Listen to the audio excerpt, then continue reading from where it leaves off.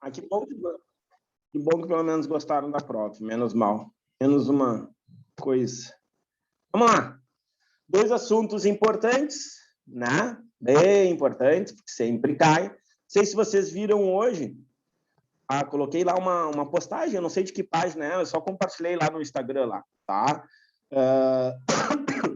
No Instagram, por exemplo, a média, né, das questões que mais caem, que vem caindo agora nos últimos anos. Aí, nos últimos anos, eu fui procurar ali, se eu não me engano, nos últimos 6, 7 anos, tá? A quantidade de questões. Então, por ali, inclusive, salvei aquela postagem, por ali, então, a gente, inclusive, vai né, vamos dizer assim, seguir ou tocar a nossa revisão, tá? Porque a partir daquele número de questões, óbvio, né? A gente sabe que a incidência é maior, tá? E aí nós vamos fazer a partir de amanhã, né? Semana que vem, aí depois... Não, a partir de amanhã, né? A partir de amanhã a gente já começa essa revisão, se der para terminar tudo isso aqui hoje, tá? Então, vamos lá. Então, há 2 assuntos importantes que vira e mexe aparecem na prova. A origem da vida um pouco menos, mais contextualizado, né? Com as questões da Terra primitiva, com as questões das moléculas, com as questões das reações químicas, né, da parte teórica, do que propriamente, né, a evolução. Então, a evolução é um assunto, vamos dizer assim, mais importante que a origem da vida, o que não quer dizer, né, que não seja importante. Então, vamos lá. Então, né, temos 2 teorias para começar, né? A gente chama de criacionismo, embora eu sei, né, alguns podem até me violentar, querer me bater, justamente porque o criacionismo não é científico, mas a gente tem que comentar, né? Porque às vezes aparece, principalmente em vestibulares, como a PUC, né? Porque a PUC tem toda uma questão ligada, né, à igreja, né? Então a gente tem que estar sempre por dentro disso aí. Então o criacionismo nada mais é, né, que todos os seres vivos então foram criados a partir de um poder ou de uma força divina ou de um ser divino.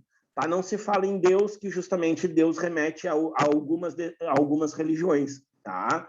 Então, porque, por exemplo, né, cada religião, vamos dizer assim, tem o seu ser onipotente, seu ser divino. É cultuado de maneiras diferentes. Então, se acredita, né, a partir do criacionismo, a criação, né, que esse ser divino, então, ele criou todos os seres vivos. Não interessa de que forma, tá? Mas que ele criou, tá bem? Bom, e nós temos, né, a panspermia cósmica, ou também chamada cosmogênese, tá?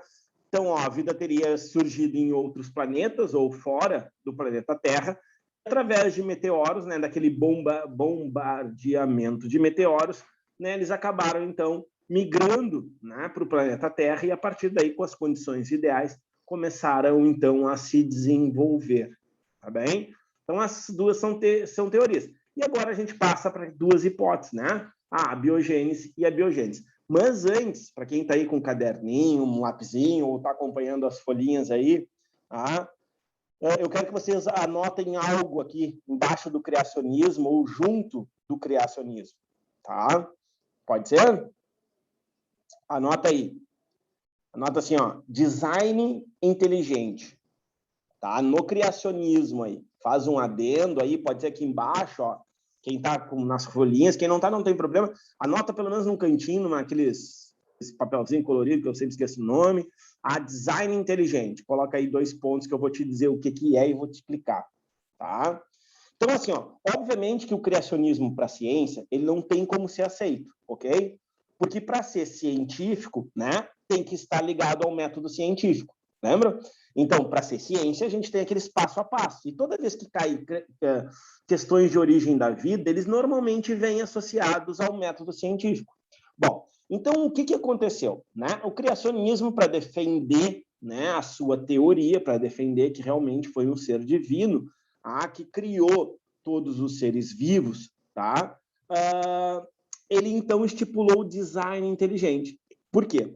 Porque o criacionismo era antagônico, veja bem, era antagônico à evolução, ok? Eram 2 coisas que não conseguiam conversar, tá? Eram atritivas, ok? Por quê? Porque se dizia que a partir do criacionismo nós tínhamos o fixismo, que o homem não evoluiu, que o ser divino criou e ele partiu ser lá, vou pegar um trechinho aí bíblico, talvez, né? Que a sua semelhança, né? E assim ele ficou eternamente à sua semelhança. Ou seja, a semelhança do irmão, nós somos todos iguais, a gente não muda, a gente é, olha a palavra, imutável. Bom, só que aí foram passando os anos, a gente sabe que hoje a evolução é um fato científico, ok? Não é achismo, né? Não é teoria, não é algo que não é algo que assim, se acha que aconteceu. Não, a gente sabe que aconteceu porque existem provas disso e a gente vai conversar mais adiante. Bom, então o que fez, né? O criacionismo, as pessoas que defendem o criacionismo criaram o design inteligente, dizendo que realmente é possível, veja bem, isso é o design inteligente, mas depois eu defino bonitinho, é possível sim que o homem, né, ou os seres vivos tenham evoluído, desde que essa evolução tenha sido guiada por esse ser divino. Olha só, Lara, para de se mexer que eu tô ficando tonto. Olha aqui, ó. Então, olha aqui, ó. Sério, Chico, me dá um negócio aqui para te ver como o bagulho é sério, para te ver. Bom, se tu teve tontura, tu sabe que eu tô te dizendo. Então, estava nervoso já. Então, o que é o design inteligente? O design inteligente é a aceitação, veja bem, é a aceitação do criacionismo, coloca aí, é a aceitação, design inteligente, tá? É a aceitação do criacionismo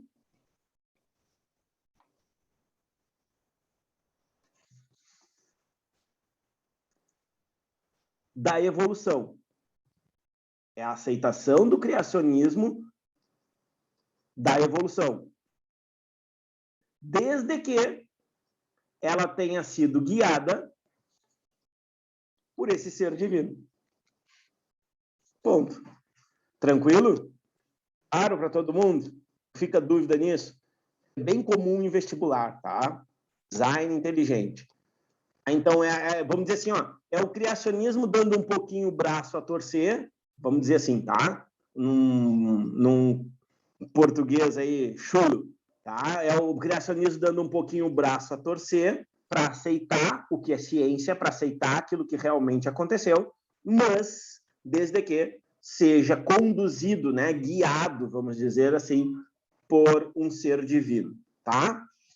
Então, beleza. Fiz esse adendo. Então, a gente passa, então, para a abiogênese ou geração espontânea, tá? O maior defensor, Aristóteles, né, sempre metido em várias áreas, né, principalmente da ciência da natureza, da sociologia e da psicologia. Né? Então, ó, nós temos o quê? Os seres vivos também podem se originar de uma matéria inanimada. Ou seja, né, o ser vivo além, ele nunca, assim, ó, as pessoas às vezes confundem, tá? Eu sei que vocês não, mas vamos lá. Então, ó, nenhum momento a biogênese nega que um ser vivo se origina de outro ser vivo, ok? Primeira coisa que tem que ficar clara, tá? Ela apenas diz que os seres vivos também podem ser gerados a partir de uma matéria bruta ou inanimada, desde que para isso exista o que a gente chama de princípio ativo. O que é o princípio ativo? Bom, pode ser várias coisas, dependendo do tipo de situação, dependendo de que tipo de ser vivo nós estamos falando. Tá? Então, olha só, um exemplo clássico, né, utilizado, é o surgimento de larvas de insetos no lixo. Bem, o lixo, então, transformava em larvas de inseto. Bem? Então, assim, tu precisa sempre de um princípio. Tu precisa ter o lixo. E a partir do lixo, então, esse era o teu princípio ativo. Elton, se esse lixo tivesse fechado? Não poderia estar fechado. Porque se ele tivesse fechado, tu cortaria, por exemplo, estou dando um exemplo, né? Se fosse um saquinho lá de aquele saquinho preto lá de lixo. Então, esse saquinho, por exemplo, ele estaria fechado, então não entraria, né, o princípio ativo. Não se sabia naquela época que as larvas eram parte de um ciclo, né, vamos dizer assim, de desenvolvimento ou de metamorfose dos insetos. Ok?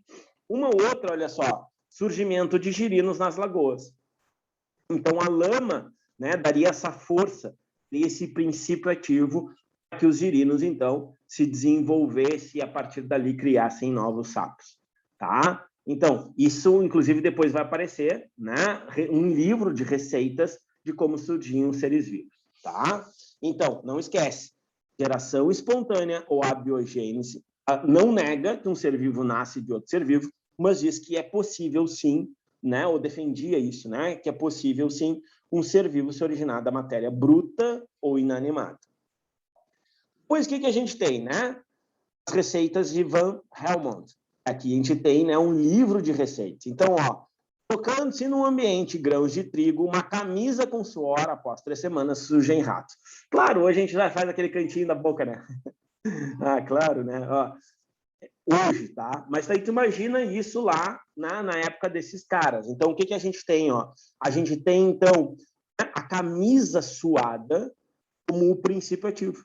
Não era, vamos dizer assim, né, na visão de Van Helmont, não era, por exemplo, o trigo, não era o milho que fazia isso, ok? E sim o suor da camiseta. Olha só. Então, está aqui embaixo, inclusive, ó. Então, o suor que fazia, o que, por exemplo, dava, né, esse poder, vamos dizer assim, né, esse poder para que acontecesse, então, né, a vinda, o surgimento desses ratos. A vinda não, porque eles achavam que realmente saía da camisa suja, né, ou suada, então, esses ratos, tá?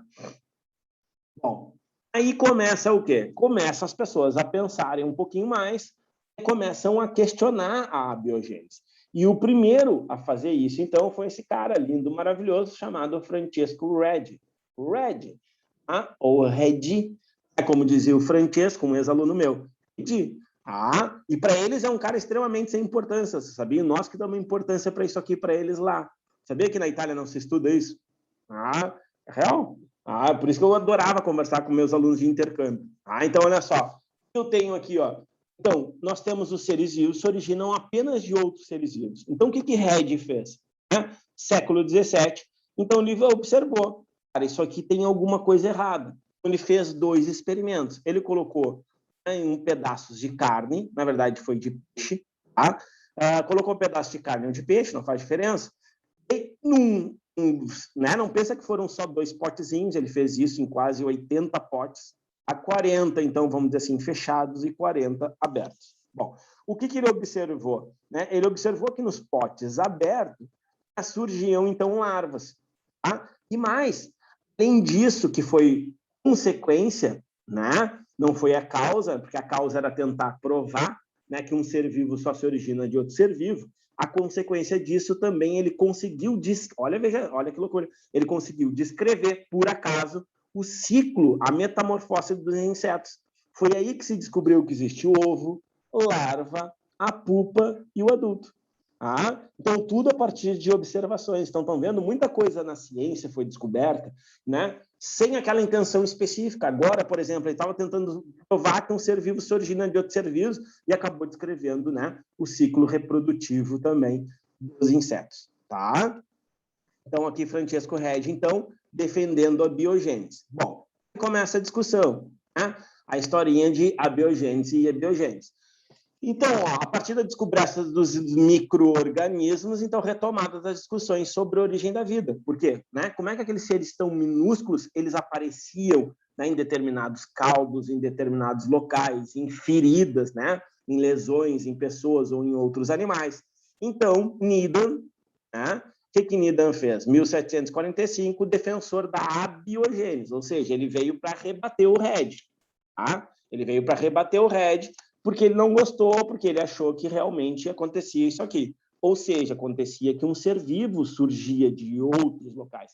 E realmente nós sabemos disso. Vamos lá. Olha lá, ó.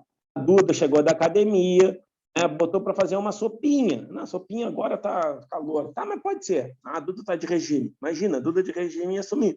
Aqui, ó. Aí o que acontece, né? A Duda de regime vai fazer uma sopinha. Botou lá um pedacinho de carne, sei lá, um milhozinho, fez lá um sopão dela, ok? E aí botou para ferver. Ferveu. Cara, não é besta, né? Não vai comer aquele negócio pelando.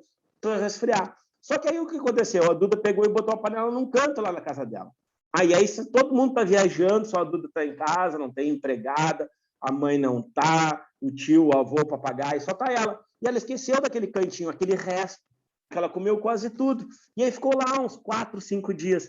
E aí um belo dia, assim, dá aquela sopa, vou lá olhar. E quando ela abre, o que tem lá? Micro-organismo. tapado, aquele fungo por cima, sabe? Parece aquela teia de aranha, né? O que aconteceu? O que pensa? Até hoje, se tu não soubesse que, por exemplo, micro-organismos têm esporos, veja bem, se tu não soubesse que micro-organismos têm esporos, o que aconteceria, pessoal?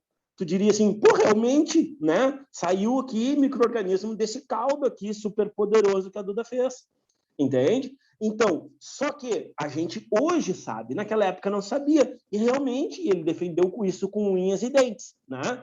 Que a partir do aquecimento, dessa fervura, após algumas horas, né, começavam a surgir micro-organismos. Eu te pergunto, esses micro-organismos vieram do caldo, dos elementos que ele colocou lá? Não, porque ele ferveu e, teoricamente, ele matou esses micro-organismos. Mas veio, então, da onde? Tchan, do ar, percebe? Então, deixou aberto, ó, porque a panelinha lá da Duda, né? Ou esse aqui, né? Essa estrutura aqui de vidro, né? Onde ele aqueceu esse caldo nutritivo, então passou a ter o quê? Passou a ter, deixou aberto, e daí deixar aberto, óbvio, né? Esses micro-organismos iriam contaminar esse local, tá? Bom, aí o que fez? Spallanzani fez o mesmo experimento. Olha lá, ó. Está falando de 1745 e depois 1770. Tá? Então, no mesmo século ainda, olha lá, ele ferveu o caldo, só que olha a diferença agora.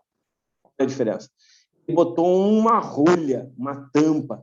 E mais, né, além disso, ele ainda fez, né, os que os livros contam, ele ainda isolou, né, ele botou sebo de vela, tá? Que é para realmente vedar isso aqui. E ferveu. E após isso aqui, ele analisava esse caldo e não verificava micro-organismos. E aí começou a rebater, né? A biogênese, ó, viu? Estão vendo? Eu fiz o mesmo caldo nutritivo. Okay? Só que dessa vez não aconteceu o quê? Aliás, não aconteceu a presença de micro-organismos. Bom, o que aquele cara fez? Ou seja, né? Needham fez. Needham falou assim, não, mas vocês estão fazendo algo errado. Vocês não estão deixando o princípio ativo. Olha a importância do princípio ativo para a biogênese. Tá? Ou, né, teoria da geração espontânea. Olha só, Needham alegava que Spallanzani havia, então, destruído o princípio ativo, ferver o caldo. E mais, né? Deixar esse caldo também o quê? Fechado. Tá? Ele teria que deixar aberto, porque o ar, né, segundo Needham, o ar seria também, né, o princípio ativo desse caldo aí com micro-organismos. Então, Needham não havia eliminado todos os micro-organismos presentes no caldo. Por quê? Porque não havia fervido, né, o suficiente, e mesmo assim, se tivesse fervido, ele mesmo assim teria contaminado pela questão do ar. Tranquilo até aqui? Essa partezinha é legal, né? Porque são sempre os mesmos. Eu não sei, desde a época que eu estudava no cursinho, me lembro até dos desenhos que eu fazia no cursinho. Era um professor que você está assim, ó, um dos melhores professores que eu tive na minha vida. Já se tornou cansativo, porque a gente já viu isso várias vezes. Ah, Duda, eu entendi o toque, Duda, eu vou passar mais rápido. Olha lá, entendi o toquezinho. Não, fica à vontade, mas é que é cansativo. Eu sei que é. Não é só para vocês. Não é só para vocês. Olha aqui, ó. Fala.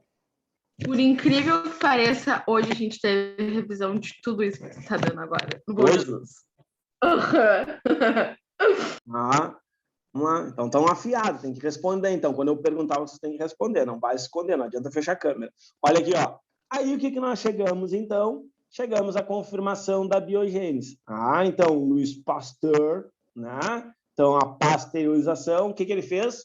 O famoso, né, experimento de pescoço de cisne, aonde ele ferveu, já que o problema era deixar, né, o vidro aberto, a boca do vidro aberto. O que ele fez? Ele ferveu, né? O líquido permaneceu estéril, porque o ar não conseguia, né, fazer essa volta sem tocar nas bases e aí os esporos, né, dos micro-organismos ficariam nessas regiões. E aí analisou. Toda vez que ele analisava, ele verificava que não tinha micro-organismo, até que ele quebrava e deixava um tempo aberto. E aí, depois que ele deixava um tempo aberto, esses micro-organismos reapareciam neste caldo. Então, ficou aí, né? Esse é o cara que derruba a teoria da abiogênese ou geração espontânea. Tá? Então, Pasteur tem uma importância. Não te surpreende se essa questão aparecer no Enem, tá? Nem tanto ligado à questão da origem da vida, mas sim com a técnica. Que técnica está por trás aqui? A técnica da pasteurização. leite pasteurizado, não sei o que pasteurizado. Então, o que é isso? É um aquecimento muito grande de uma determinada substância e um resfriamento muito rápido. Isso é a pasteurização. Leite pasteurizado a 86,7. Acabei de tomar um todinho. A 86,7. Por que não é 100, Elton? Porque a gente tem mania de se basear pela água. Porque se for a 100, vai quebrar as moléculas que estão lá dentro, principalmente as de proteína. Lembra? Desnaturação proteica. Então, eles podem... Olha a minha cabeça como funciona no Enem, tá? Veja, percebem. Olha a telemensagem, a telecerebral aí para vocês. Então, assim, pensa assim, você pode colocar uma tabela e te dizer que, assim, que determinadas proteínas, elas desnaturam a tal temperatura. E aí te perguntar qual substância seria desnaturada pela pasteurização. Te descrever a técnica. Olha só a minha cabeça, né? Eu fazendo questão do Enem. Já que está faltando questão lá no banco mesmo. Então, olha aqui, Então, eles podem te dar uma tabelinha, pode te dar algo assim, te perguntar qual desnaturaria. O que tu vai procurar? Tu vai procurar de acordo com a tabela. É só uma interpretação, então não precisa saber nada de pasteurização. Mas eu estou te dizendo, o que é a técnica de pasteurização? Eles pegam o leite, aquecem ele a 86, aí depende, né? Se é desnatado, se não é, se é semi. Então, tem temperaturas diferentes, até porque a presença, né, daquilo que está no leite vai influenciar se tem, né, mais gordura ou menos gordura. Bom, o que acontece? Faz a pasteurização e resfria rapidamente. Isso é a pasteurização. É uma técnica de conservação de alimentos. E se é técnica de conservação de alimentos, é importante para a prova do Enem, tá? Então, aqui nós temos, então, o formato, né? Tubo, pescoço de cisne. As gotículas, então, de águas, né, não chegando no líquido, no caldo nutritivo, né, que dificulta, então, o contato com o micro-organismo, tá bem? Aqui depois, evolução química, Oparin Haldane, 1920, olha só, 1920, 1920. Nós estamos falando do século passado, tá? Então, para vocês verem como isso aí é recente, tá? É recente, não as discussões, mas sim, vamos dizer assim, a comprovação. Então, né, segundo Oparin e Haldane, a Terra, ou a atmosfera primitiva, ela tinha que ser rica nesses gases aqui, metano, amônia, hidrogênio e vapor de água. Vapor de água no primeiro momento, não esquece disso. Não tinha água líquida, tá? Radiações ultravioletas, né? E grande quantidade de descargas elétricas. Então, não esquece que o planeta era bombardeado por isso. Porque também não tinha o quê? O que não tinha? Camada de ozônio. Então, pensa em algo extremo. Não tinha pocinha d'água, não tinha rio, não tinha lago, não tinha mares. Então, a água praticamente batia na superfície terrestre e já evaporava. A água das constantes chuvas, tempestades que tinham aqui na Terra. Imagina o caos que não devia ser. E aí, tu imagina no meio desse caos... Oi? Em 1920 não tinha, não entendi rio, nada a ver. Tinha, né? Não tinha. Não, na atmosfera primitiva. Tá, não, aqui tá. Eu tava vendo 1920 ali em cima. Só peguei Covid, não foi outras coisas, tá? Não era chá de cogumelo nem nada, não, ainda não enlouqueci, tá? Olha aqui, Então, assim, não, em 1920 sim, mas que eles conseguiram, né, vamos dizer assim, traduzir tudo aquilo que se pensava para um experimento científico. Não esquece, que vale a ciência. A gente achava que era assim, tá, mas como é que a gente vai colocar no papel? Foi isso que eles fizeram. Quem? Oparin Haldane em 1920, tá? Então, essas descargas elétricas faziam que a desestabilização das moléculas. A radiação ultravioleta também auxiliava nisso. Então, essa desestabilização com altas temperaturas que facilita, né, a quebra das ligações, principalmente desses elementos aqui, o ponte de hidrogênio. Okay? Tudo ligado, por ligações covalentes. Então, o que nós temos aqui? Tudo ligado por ligações covalentes. Então, com o auxílio se sabe disso, tanto é que eles conseguiram comprovar em laboratório. Bom, essas reações químicas, então, a partir desses elementos, com o resfriamento da Terra, né, então começaram então a formar compostos orgânicos, tá? Que precipitavam com as chuvas e aí, como eu falei, o resfriamento da Terra, eles passaram a ter então a possibilidade de pequenos aglomerados de água né, que foram surgindo, que a gente vai chamar depois na sequência de sopas orgânicas ou de mares primitivos ou lagos primitivos, tá? E aí, a partir desses primeiros compostos orgânicos, que eram, a princípio, a priori, né, pequenos aminoácidos, tá? Esses aminoácidos, o que aconteciam? Eram arrastados para essas sopas orgânicas. Os aminoácidos, quando eles estão presentes em água, eles acabam se aglomerando. Veja bem, aminoácidos em água, eles se aglomeram e aí formam o que a gente chama de coacervados. Tá? Então, por exemplo, assim, ó, se eu te dissesse, assim, é proibido na pandemia coacervar. Aí tu vai ficar olhando com uma cara, ó, a Lara chegou a parar, ó, que ela estava fazendo rir. Olha lá, ó, aí te vê, cara, sacanagem com a Lara. Olha aqui, ó. Então, é proibido coacervar. O que eu estou te dizendo? É proibido reunir, aglomerar. Porque coacervar quer dizer isso. Coacervado não é um ser vivo. Fica claro isso para vocês? Não é ser vivo.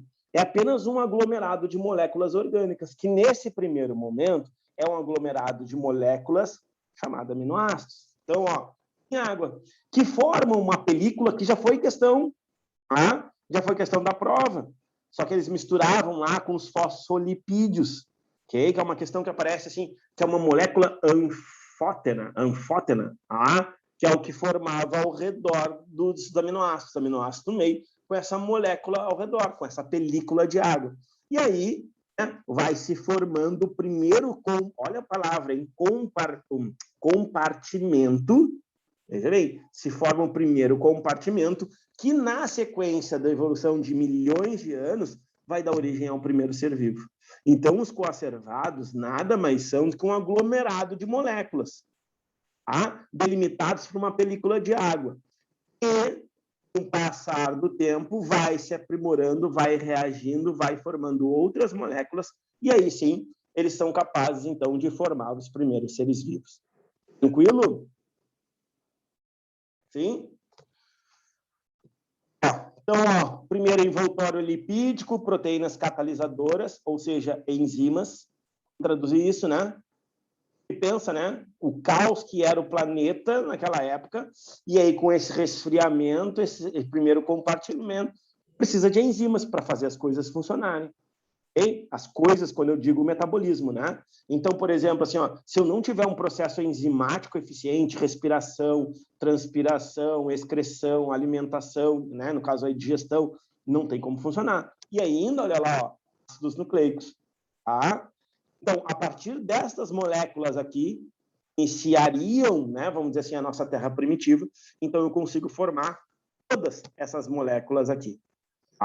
E aí os ácidos nucleicos, que é o grande tchan, né, que teria a capacidade de autoduplicação, e aí nós teríamos, né, vamos dizer assim, um boom, que é assim que a gente chama, né, um boom, uma explosão, né, da quantidade de micro-organismos, né, os primeiros seres vivos a ser formados, que um dia foram coacervados.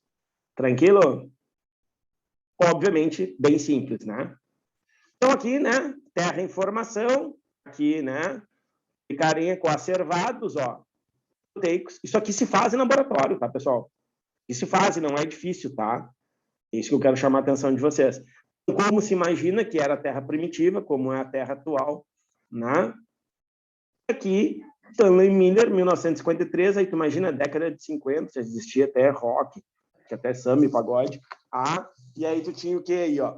Tu passa, então, Stanley Miller, acaba, né? Tem gente que trabalha, olha só, gente que trabalha com esses três juntos, teoria Oparin, Haldane e Miller, Oparin, Haldane e Miller, não tem problema, Então, ó, Stanley Miller, 1953, o que ele fez? A partir de, montou, né, essa estrutura, onde, né, ele fervia a água, introduzia, né, hidrogênio, metano e amônia, e depois nós tínhamos o quê? Nós tínhamos, né, as descargas elétricas aqui, né, e essas descargas elétricas faziam aquela missão que era dos raios ultravioletas e das descargas elétricas da Terra primitiva. Esse condensador serve como resfriador, né, daqueles gases, o que acontecia, então, né, a condensação e a deposição. E quando se analisava aqui essa estrutura de água formada na sequência, se verificava, então, existiam moléculas orgânicas. Então, isso foi comprovado em laboratório, o que permitiu, né, se utilizar isso como uma possibilidade do surgimento dos primeiros moléculas orgânicas no planeta Terra e depois que, porventura, vieram a dar origem aos primeiros seres vivos. Evolução, metabolismo energético, nós temos primeiramente a hipótese heterotrófica. Tá? Então, a hipótese heterotrófica, existe duas hipóteses, a hipótese heterotrófica e a autotrófica. Tá? Quando eu estudei, lá, 97, 98, isso aí, estava fazendo cursinho e tal, se aceitava esse professor, não, na verdade era outro professor que dava essa parte, mas era um professor que, inclusive, é concorrente de um cursinho que eu dou aula aí, que me dava aula. Tá? Se trabalhava a hipótese heterotrófica como a principal, ok? Só para vocês terem ideia. E nós estamos falando de 97, 98, tá? Já foi a época que eu fiz cursinho. Então, se trabalhava hipótese heterotrófica como a principal. Agora a gente vai ver. Ó, então, ó, primeiro, seres vivos incapazes de produzir o próprio alimento utilizavam substâncias orgânicas do meio, né, como fonte de alimento. Ou seja, o que eles eram? Heterotróficos. Só que olha o que eles faziam. Eles eram fermentadores. Tá? Que eram fermentadores? Porque não tinha oxigênio livre. Toma cuidado, vocês que vão fazer vestibular, toma cuidado com questões de origem da vida. Não tinha oxigênio livre, porque o oxigênio tinha na molécula de água, ok? Vapor de água, lembra? Tem molécula de água, lá tem oxigênio. Ó, metano CH4, amônia NH3, hidrogênio H2 e água. Não tinha oxigênio livre, solto. Tá? Porque o oxigênio existia junto, preso à molécula de água. Bom, então, ó, esse heterotrófico fermentador. Aí eu te pergunto, lembram? Inclusive, postei semana passada, em minha postagem de terça-feira ou quarta-feira da semana passada, acho que foi, né, que o pessoal postou lá para mim. Lá na página, lá, tipos de fermentação. Lembra o que acontece nos tipos de fermentação? A gente vai ver agora na revisão bastante isso, tá? Então, assim, ó, a gente vai ter a liberação de CO2. Toda vez que um fermenta, tu libera CO2. Então, olha a modificação que eu estou fazendo no planeta. Eu me alimento do ambiente, não tenho oxigênio, então eu tenho que ser anaeróbico. Tá? Ao mesmo tempo, toda vez que eu fermento, olha lá, ó, a partir da fermentação, a produção da concentração de CO2 na atmosfera. Eu estou modificando o ambiente do planeta Terra. Consegue enxergar isso? Sim ou não? Que, por exemplo, esses micro-organismos eles estão fazendo nessa fermentação, fazendo essa decomposição dessa matéria orgânica e estão liberando CO2 para o ambiente. Então, agora está aparecendo um outro gás, entende? Está aparecendo um outro gás, que é o CO2, que não tinha. Então, não confunde. No início de tudo, na Terra primitiva, não tinha CO2. Que é um erro também que o pessoal adora errar. Ah, tem CO2, porque CO2 é ruim, faz mal para a respiração. Não. Lá na Terra primitiva não tinha. Então, ó, criando condições para quem? Ó, surgimento dos primeiros o quê? Seres autótrofos. Tá? Fotossintetizantes. Porque aí na fotossíntese, o que vai acontecer? Ó, na fotossíntese, se tem CO2, esses seres, tá? Microscópicos, unicelulares, super simples, começam, se tem CO2 agora no ambiente, eu começo a fazer fotossíntese. Fazer fotólise da água, né? E aí o que eu tenho? Ó, faço a fotossíntese vai tirar o quê? CO2 do ar. Se eu tiro CO2 do ar, o que eu vou ter, então? Também vou liberar oxigênio. Aí eu tenho o quê? A possibilidade de surgimento de seres aeróbicos, que até então a gente não tinha. Então, olha lá, ó. Glicose fermentou, formou álcool e formou o quê? CO2 para o ambiente. Depois fotossíntese, 6 CO2, 6 de água mais luz, tá? Produzir glicose, mais 6 de oxigênio. E por último, aí que eu tenho seres aeróbicos que surgem por último, né, para fazer a respiração aeróbica, utilizando a glicose do ambiente mais o oxigênio que agora tem na Terra. Então eu tive duas modificações importantes.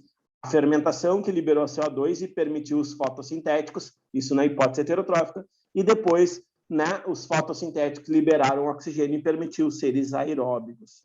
Tá? E olha aqui a questão da energia, ó, olha a quantidade de energia, a diferença da fermentação para a respiração aeróbica. É muito maior o ganho energético, né, por respirar de forma aeróbica do que fora anaeróbica. Tranquilo? hipótese autotrófica. A hipótese autotrófica, então, né, como o próprio nome diz, então está dizendo o quê? Que agora os seres vivos eles não vão utilizar do ambiente, eles vão produzir o seu próprio alimento. Então, vamos lá. Primeiro, os seres vivos surgiram em ambientes extremos, ó, mais protegidos, nutrindo-se a partir de reações químicas. Então, agora nós temos a quimiossíntese. Lembram disso? Fotossíntese e quimiossíntese. Ciclo de quem? Ciclo do nitrogênio. Nitrato, nitrito. Tá? Então, a gente vai ter o quê? Aquela decomposição desde a amônia, desde as proteínas, até chegar. Essa decomposição é feita por aquelas bactérias pseudomonas, né? Uma série de bactérias lá do ciclo do nitrogênio, que vão influenciar e que vão produzir energia própria. Tá? Então, olha só, aqui a gente vai chamar elas, ou como elas são chamadas atualmente, né? De quimiolito-autotróficas. O que quer dizer isso? Que vai utilizar a energia química, reações químicas, a produção de energia. Sabe onde é que a gente viu isso aqui? A gente trabalhou lá cianobactérias, tá? No reino Monera. Então, ó, aqui tu vai ter o sulfato de ferro, mais, né, ácido sulfídrico, aí tu vai ter a reação e tu vai ter energia. Okay? Então, a partir desses primeiros seres vivos, surgiram os organismos fermentadores. Tá? Depois, fotossintetizantes, por fim, os heterótropos. É quase a mesma coisa, só muda a origem. Tá? Então, ó, fala. Tu acha que isso é capaz de cair no Enem? No Enem, acho um pouco difícil. Até pode, tá, Lara? Até pode. Como é que a última vez caiu, assim, origem da vida pura? Pura, inclusive, assim, eles perguntavam qual era o passo a passo. Da transformação da hipótese, eu só não me lembro da hipótese heterotrófica. Então, o que surgiu? Então, que era nos primeiros seres vivos? Qual era como é que eles perguntavam? É uma questão, assim, que vira e mexe, aparece também em vestibular. Como é que foi abordado? Foi abordado assim, dava assim 4, 5, 6 itens e perguntavam o que tu tinha que colocar na ordem. O que apareceu primeiro? Então, de acordo com a teoria heterotrófica, como é que aconteceu? Então vamos lá. Primeiro nós tínhamos seres o quê? Fermentadores, que faziam, que liberavam, esses fermentadores liberavam CO2. Então, anaeróbicos fermentadores. Essa era, vamos dizer assim, a resposta 1. Então, era o item 1. Aí depois apareceu, liberou CO2. Aí o que aconteceu? Seres fotossintetizantes. Tá? Então, seres fotossintetizantes. Depois, seres fotossintetizantes liberaram oxigênio para o ar. Quem é que surgiu depois? Os seres aeróbicos. Entendeu? Aí tu tinha que colocar na ordem aquelas questões. Foi a última vez que caiu direto. Já caiu, por exemplo, ligado à origem da vida ligada ao método científico. Foi uma daquelas questões que, inclusive, eu mandei para vocês. Tá? Então, ó, argumentos, então. Ó, o planeta não tinha, então, né, matéria orgânica suficiente para sustentar tudo isso. Então, esse é um dos argumentos, né, da hipótese autotrófica hoje ser mais aceita, para sustentar a multiplicação dos primeiros seres vivos até o surgimento da fotossíntese. Teria como, não tinha matéria suficiente, entende? Então, por isso que se defende hoje que a autotrófica faz mais sentido do que a heterotrófica. Ao mesmo tempo, olha só, a instabilidade nas condições ambientais poderia, então, influenciar bastante isso, né? Então, fazendo com que os primeiros seres vivos, né, por exemplo, que estavam em locais mais protegidos, por exemplo, dentro de vulcões. Então, hoje a gente tem as arqueobactérias, etc, etc, tá? Fontes termais submarinas, principalmente nos mares primitivos, que estavam se surgindo naquela época. Então, esses são os argumentos que sustentam, então, que a hipótese autotrófica, ela deveria, né, ou deve ser mais aceita que a hipótese heterotrófica. Tranquilo? Eu engrenei falando aqui, até eu me assustei. Vamos lá. Ó, teoria de Robertson, né? Então, teoria de Robertson, difícil sair não, de aparecer, mais comum de aparecer em vestibulares. Então, o que fala a teoria de Robertson, né? Fala da teoria das endomembranas. E aí, quando eu falo em endomembranas, eu me preocupo muito mais com a relação delas do que provavelmente com quem disse que elas partiram a existir, ou começaram a existir a partir dele, tá? Então, só para te lembrar, retículo endoplasmático liso, retículo endoplasmático granuloso, complexo de Golgi e as vesículas. Para mim, isso vai aparecer em algum momento aí desses teus vestibulares e do Enem, tá? Então, que aquela relação, lembra que aí põe uma enzima, o complexo de Golgi armazena ou secreta, forma os lisossomos ou exporta aquelas proteínas. Então, ó, células procariontes, então, teriam desenvolvido invaginações, né? E a partir dessas invaginações, então, se criaram as organelas membranosas, inclusive a carioteca. É daí que surge, então, essa teoria de Robert, né? Que prega isso. Hein? Forma as membranas internas, ou seja, né? As vesículas internas, ou seja, as organelas membranosas. E aí a teoria endossimbiótica, né? Da Linus Margulis Linus, né? Aonde ela diz ou defende, né, que tanto mitocôndrias como cloroplastos, tá? Eram organismos livres lá na Terra primitiva e que foram englobados, né? Que foram fagocitados por outras células maiores e que perceberam que é muito melhor viver assim. Ou seja, é uma teoria chamada de endossimbiose, mas que, na verdade, nada mais é do que o quê? Nada mais é que uma teoria mutualística, que elas não sobrevivem hoje uma sem a outra. Lembra? O mutualismo é obrigatório. Então, se tu separar os seres vivos de um mutualismo, ambos vão morrer. Nesse caso aqui, né, hoje não tem mais como separar, né? Então fica valendo o que sempre foi dito sobre isso, tá? Aqui, né, como se deu a origem tanto dos seres, né, fotossintetizantes e daqueles seres não fotossintetizantes, tá? Fechou aqui. E vamos... Elton, enquanto tu tá trocando de slide, eu vou te fazer uma pergunta de uma questão que eu peguei agora. Tá. O fitoplâncton, eles são a base da cadeia alimentar, não são? Sim. Tá, e no mar? Eles Tá, presta atenção. No mar, qual é a função deles? Eles ajudam na aceleração da matéria orgânica ou são só a base da cadeia alimentar? Porque diz assim, olha, na B, aceleram a decomposição de matéria orgânica na água. Não, e aí estabelecem a base da cadeia alimentar de ambientes aquáticos. Daí eu fiquei em dúvida. Base. Não, olha a primeira que tu leu. Mas daí, tipo assim, ó, eles falam assim, estabelecem a base de ambientes alimentares aquáticos, tipo, eles específico. Não, me repete a primeira, então, desculpa. Aceleram a decomposição de matéria orgânica na água. A decomposição quem faz é fungos e bactérias, não tem nada a ver com fitoplâncton. Ah, tá bom então. Tá, aí seria, no caso, seria a segunda, tá? Vamos adiante.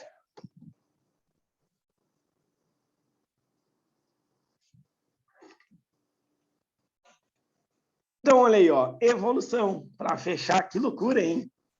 Nem eu tô acreditando.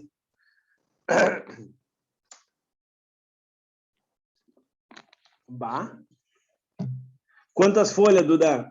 Mais de 1000. Coitado das impressoras. Olha, tem umas que eu já nem sei mais onde é que andam. As primeiras estão jogadas por aí já, porque é muita folha. Tá louco. Vamos lá. Última. Conceito, né? O processo através do qual ocorrem as mudanças ou transformações dos seres vivos ao longo do tempo. Dando origem a novas espécies ou não, né? Poderia ter colocado aqui ou não, é que parecia, poderia parecer irônico, mas ou não, porque, né, a evolução não necessariamente quer dizer que vão surgir novas espécies. A evolução, ela também gera o quê?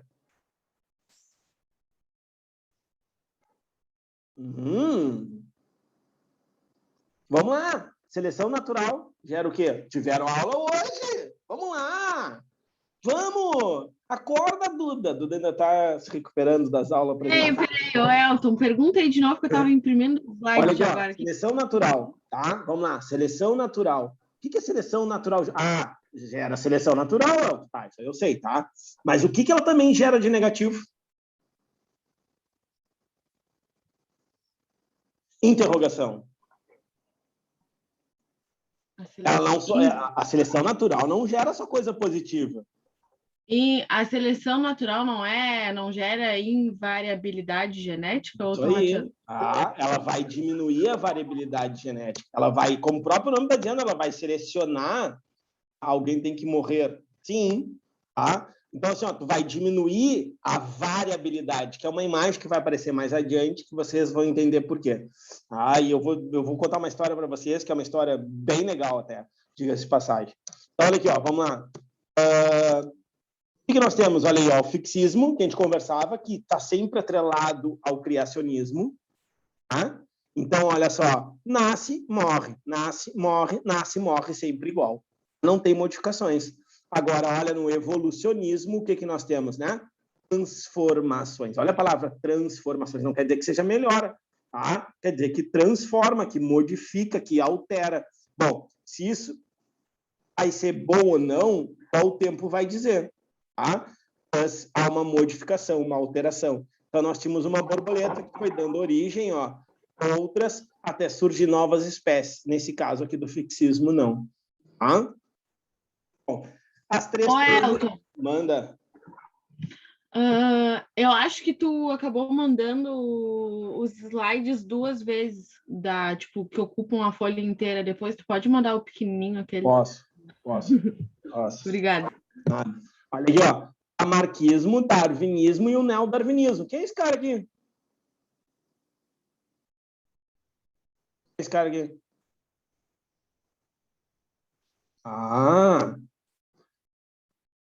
Pasteur, não. Pasteur já foi.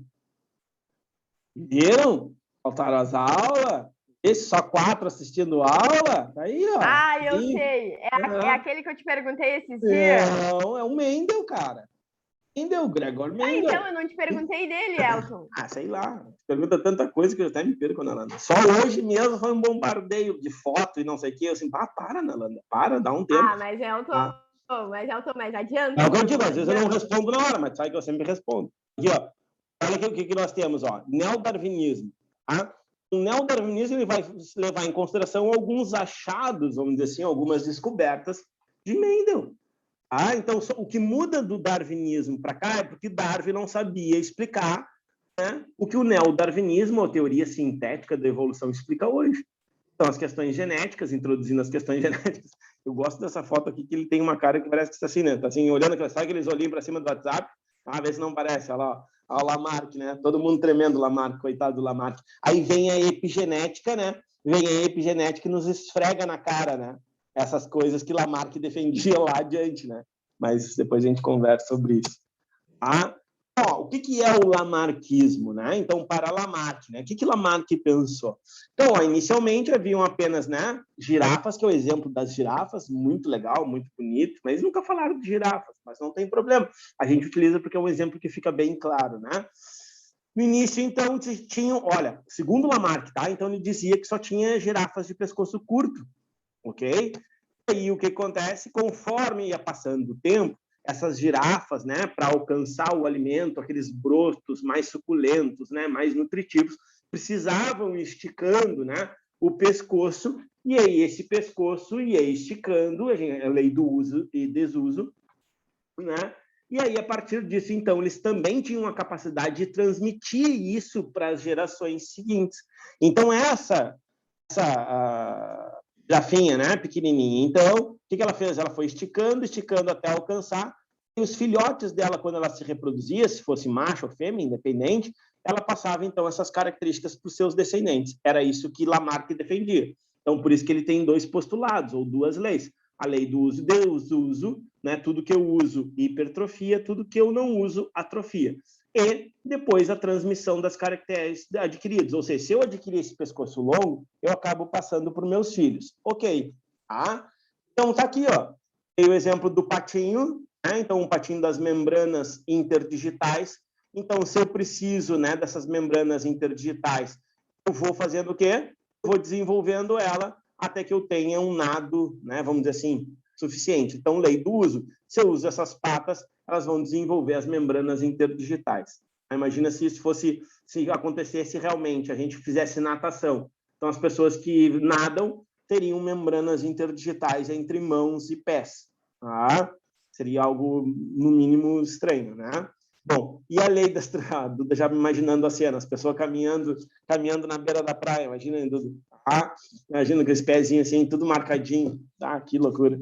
Olha aqui, ó. Lei da transmissão lei da transmissão dos caracteres adquiridos. Então, se eu tive ou desenvolvi essa característica, meu filho também. Então, olha só, o meio é um agente indutor das modificações herdáveis. Ela não seleciona, o meio não seleciona. Segundo Lamarck, ele induz. Ou seja, Lara, tu vai lá, sei lá, a gente perde um braço, por exemplo, tá? Então, por exemplo, os meus descendentes vão nascer sem braço. Okay? Então, um meio induziu meus descendentes a nascer sem braço. Segundo a lei da transmissão dos caracteres adquiridos. Tá? Então, claro que a gente se apega muito às questões anatômicas, porque é o que a gente enxerga. E aí vem a epigenética, eu só quero abrir esse adendo, eu não vou polemizar, tá? Para não confundir a cabeça de vocês, mas aí vem a epigenética e te diz o seguinte, não, que realmente o ambiente pode te induzir a ativar e desligar genes. Lembram o que é epigenética? É a ativação e o desligamento de genes de acordo com o ambiente. E isso realmente é possível. Agora, para questões anatômicas, a gente sabe que isso não é possível. Né? Se eu perdi um braço, meu filho não vai nascer sem braço. Não porque eu perdi um braço. Ele pode nascer por outros motivos, uma má formação, etc. Mas não por esse motivo. Tá? Mas isso hoje, veja bem, hoje. Então, olha só, qual foi a contribuição de Lamarck? Ele falou que os indivíduos, né, se adaptam ao meio, ok? E como tu pode ver aí, 2 indivíduos adaptados ao meio. Eu fazia até pegadinha isso aí nas minhas aulas. Claro, o de cima fica fácil de enxergar onde é que tá, né? Agora o de baixo já fica mais complicado. Olha lá, viu? Sempre tem os olhudos, olha lá, os olhudos tudo botando a cara lá perto do coisa. Então, aqui, obviamente, um leão, uma adaptação que é vantajosa para ele. Aqui, ó, estão vendo aqui, ó? Um lobinho aqui, ó. Tá? Eles me disseram que era um tigre aqui, ó. Aqui. Tá vendo aqui o lobinho aqui? A carinha dele aqui, o focinho dele aqui, ó. Bem aqui na ponta do... Imagina, esse animal está extremamente bem adaptado. Essa é a contribuição. Então, os animais se adaptam ao ambiente, ok? São adaptáveis. Essa é a contribuição de Lamarck, ok? Que é a lei do uso e desuso. Então, por exemplo, veja, é super vantajoso. Imagina se esse leão aqui fosse, sei lá, verde fluorescente.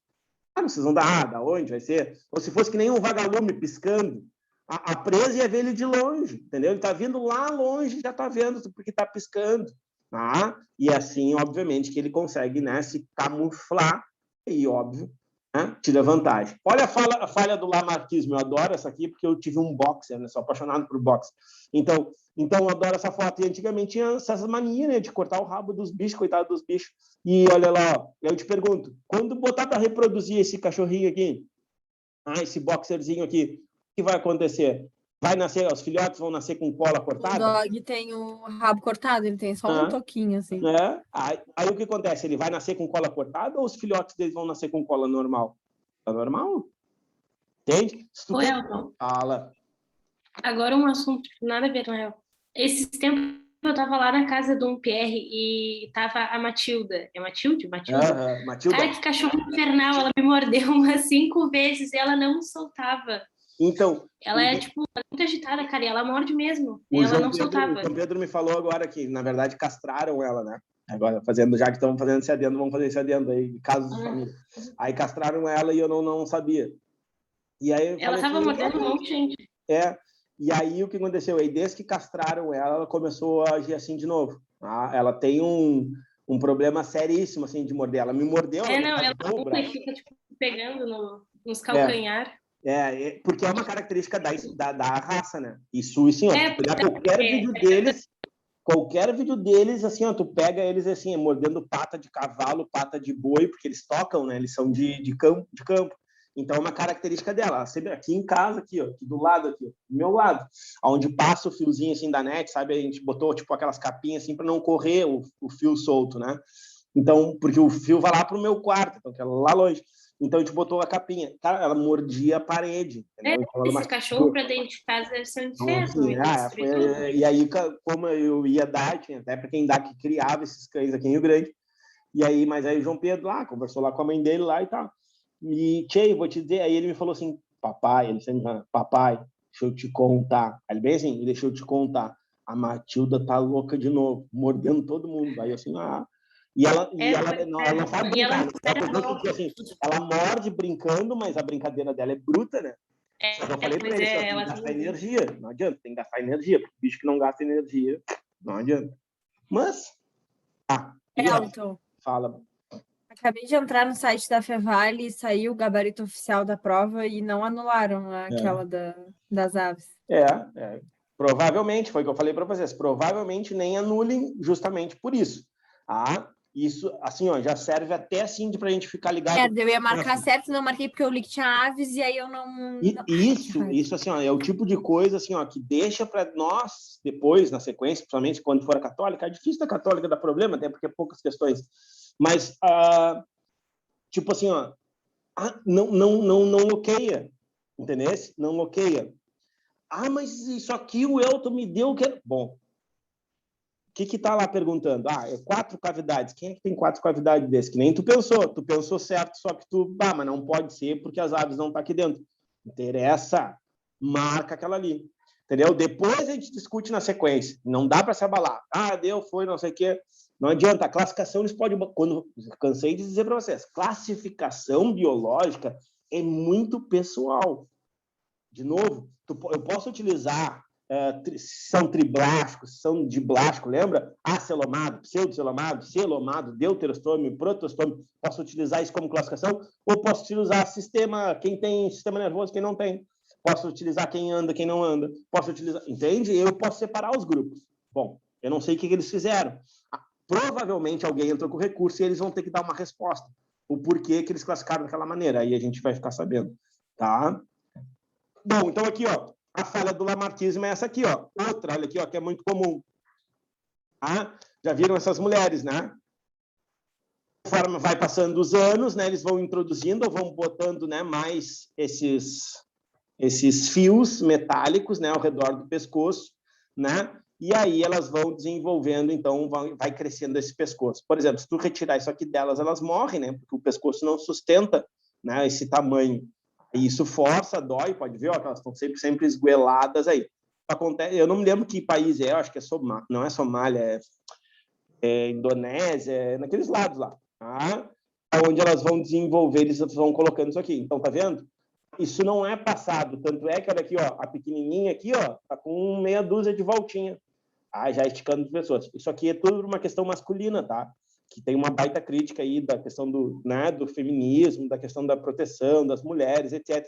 Que é justamente isso, porque os homens lá nesse lugar aí, eles acham que mulher com pescoço bonito lembra uma deusa deles lá, então tem que ser todo mundo com pescoço longo. Tá? Tranquilo aqui, então? Ô, Elton. Fala. Sobre isso aí, eu vi faz muito tempo que eu vi sobre essa cultura aí deles de fazer isso. E eu sei que com o passar dos anos, tu vai pondo mais e as mais velhas tem que dar meio que exemplo para as mais novas. Vão introduzindo, cada ano elas vão introduzindo, se não me engano, são 5 voltas. Cada ano horrível. Passa 5 voltas. Eu julgo, vou julgar, é horrível. Não, e imagina a dor que não deve dar, né? Porque isso aí é um problema, né? Para tu mexer depois cabeça para frente, para trás. Imagina, isso aqui pode quebrar com o tempo, né? Qualquer movimento que elas deem aqui com o pescoço, aqui quebra, né? Quebra, óbvio. O pescoço não sustenta isso aqui. Comer com isso, fazer qualquer coisa com isso. Se tu der um mau jeito no pescoço, tem chance de quebrar. É isso aí. Criança brincando, imagina. Bom, tá, então essa é a falha do lamarckismo, que é o quê? Não acontece a transmissão das características adquiridas. Aqui é uma característica adquirida, um pescoço maior. Não interessa por que motivo, quer dizer, não interessa no sentido biológico, tá? Não interessa no sentido por que elas adquiriram, mas elas não conseguem transmitir seus descendentes. Bom, já o darwinismo, né? Então, Darwin acreditava que no início existiam, então, olha a diferença, né?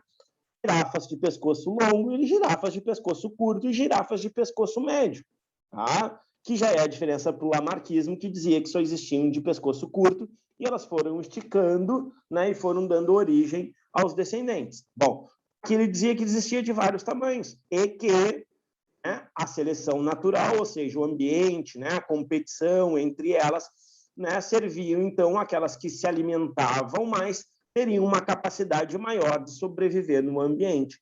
Este caso específico que nós estamos utilizando aqui das girafas. Um outro exemplo, olha aqui, ó, girafas ancestrais, provavelmente apresentavam pescoços com comprimentos variáveis, né? Olha a palavra, hein? Competição e seleção natural, né? Fez com que aquelas mais aptas, aquelas que tivessem características mais favoráveis, então, conseguissem sobreviver nesse ambiente, tá? E conseguiam se alimentar mais, se reproduzir mais, e aí esses genes, pescoço longo, acabam predominando. Darwin não fala de genes, tá? Eu que estou fazendo esse adendo para vocês conseguirem enxergar. Aqui um outro, ó, a questão da competição e da predação, que tem a ver também com a seleção natural. Olha só, a seleção natural. Então, eu tenho uma raposa, onde essa raposa se alimenta, né, em maior quantidade dos ratos brancos. Com o passar do tempo, os ratos brancos, né, vão sendo extintos daquela região e vai sendo predominância dos ratos cinzas. E esses ratos cinzas, então, passam então, a se reproduzir em maior quantidade nesse ambiente. Tá? Então, isso também vai influenciar predação, competição. Lembra? São aqueles fatores limitantes do crescimento populacional. Lembram disso? Eu tenho o potencial biótico de uma espécie, eu tenho a resistência do meio. O que tem na resistência do meio? Eu tenho a competição, eu tenho a predação, eu tenho o parasitismo. Então, eu tenho vários fatores que vão delimitar, né, esse potencial biótico de uma espécie que tem tudo a ver com a evolução. Tá? Então, ó, na seleção natural, os seres vivos sofrem mutações genéticas. Darwin não falava isso, mas hoje a gente sabe disso. Tá? E podem passá-las aos seus descendentes. Isso sim. Isso aqui, ó, todos esses tentilhões, tudo isso aqui é a mesma espécie. Olha a variedade, a infinidade que nós temos aqui, né? de tipos de bico, do formato da cabeça, pigmentação, as penas aí desses animais. Tá? Aqui, a questão do darwinismo em relação à seleção natural. Então, nós temos 3 tipos de seleção natural. Tá? Então, aqui a gente chama de fenótipo, né, ou variedade morfológica, que seria normal. Aqui nós teríamos, por exemplo, né, seria azão, azinho e azinho, azinho. Okay? Agora, olha para cá, ó. O que é uma seleção estabilizadora? Quando, por exemplo, aquele variável, aquele intermediário, ele se sobressai aquilo que seria a população original. Então, era estabilizadora, ó, ela ficou ali mesmo. A população original era essa aqui, ó, pontilhada. Tá? Então, tu tem um decréscimo nas extremidades e tu tem um aumento no meio. Isso é estabilizadora, ou seja, ela é praticamente idêntica à população original. Já a seleção direcional, ela pode ser para um lado e para o outro. Quero te chamar a atenção para isso. Tá? A direcional, ela vai variar, né, de acordo com as características genéticas. Então, nesse caso aqui, a população original tinha uma característica, essa aqui começou a ter outra mais deslocada para o lado direito. E aí, por último, né, a destrutiva,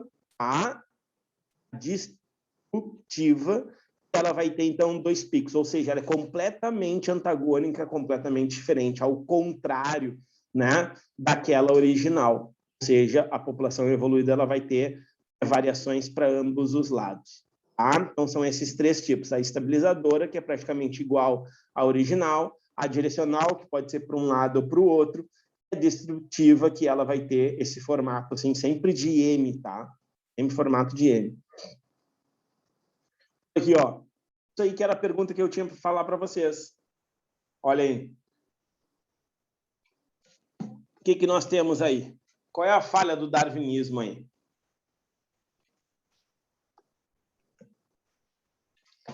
Quando tu olha para essa imagem aí, o que tu vê? Eu vou te dizer, a única pessoa que acertou isso aí para mim foi o Paulo, um aluno que eu tinha autista. Eu botei essa imagem, a mesma imagem, uma turma de 3º ano uma vez, e perguntei o que tu viu se você enxerga. Nada. Vamos, pessoal, vamos. E nada. E ele levantou o dedo assim, tal, matou. Deixa eu ver. Ia dizer que as pessoas brancas. Perfeito, é por aí. O que a gente não percebe em grande quantidade aí, Isadora? É por aí, é esse o caminho. Tá? A gente não consegue enxergar o quê? Variabilidade. Tá? pensando em pigmentação de pele, a gente não consegue ver variabilidade. Ou seja, é tudo praticamente ao mesmo padrão. Tem uns que diziam, tem uns que estão de óculos, outros estão de boné, achando que era pegadinha, sabe? Mas não, é isso aqui, ó. Então, a falha do darwinismo, na verdade, não é uma falha, né? Só ficou uma teoria incompleta. De onde vinha a variabilidade? Percebe? Porque a gente sabe que a seleção natural realmente acontece. O ambiente seleciona os indivíduos, né, que vão sobreviver ou não em um determinado ambiente. Mas ele não conseguia explicar por quê, da onde, como. Percebe? Então esse é o problema da falha do darwinismo. Que não é bem uma falha. Bom, temos o melanismo industrial, já ouviram falar, obviamente, isso está em todos os livros de biologia. Então, antes da Revolução Industrial, nós tínhamos menos mariposas escuras e mais mariposas claras. Após a Revolução Industrial, fuligem, né, modificações ambientais, a poluição escureceu os troncos, as esposas claras, né, ficaram mais predadas, as escuras foram selecionadas, aumentando a frequência gênica das escuras, ou seja, evolução. O ambiente modificou, o ambiente alterou, e o que a gente vai ter? Se o ambiente altera, ele seleciona aqueles indivíduos que têm características mais favoráveis, ou que seja, que agora estão sendo mais ou menos predadas. A gente chega, né, no neodarwinismo. O que é o neodarwinismo? Né? A teoria sintética da evolução. Olha o que é o darwinismo. As variações eram seleção natural, fixam aquelas mais favoráveis, ou seja, aquela que tem um pescoço longo, se alimentar lá na ponta da... na ponta da árvore. A espécie mais adaptada sobrevive. O que o neodarwinismo diz? Não contrapõe o darwinismo, apenas completa com as questões de Mendel. Tá? Então, o neodarwinismo, ele pega essas variações e diz que essas variações são o quê? Essas variações que existem, aquela foto que a gente viu ali anteriormente, né? São o quê? São frutos da mutação e das recombinações gênicas. Isso é importante. Onde a seleção natural atua, fixando aquelas características mais favoráveis, e aí tu vai ter essa espécie adaptada. Seleção natural, o que é, né? Diminui a variabilidade gênica das populações. Lembrando que se um gene A for mais, né, adaptativo que o alelo Azinho, a seleção natural tende a fixar esse gene na população e eliminar as genes favoráveis, que é aquilo que a gente viu, né, por exemplo, lá na parte de genética, né, naquela parte de genética de genética de populações. Assim, a geração a geração, a frequência do gene azão tende a aumentar, enquanto a do azinho tende a diminuir.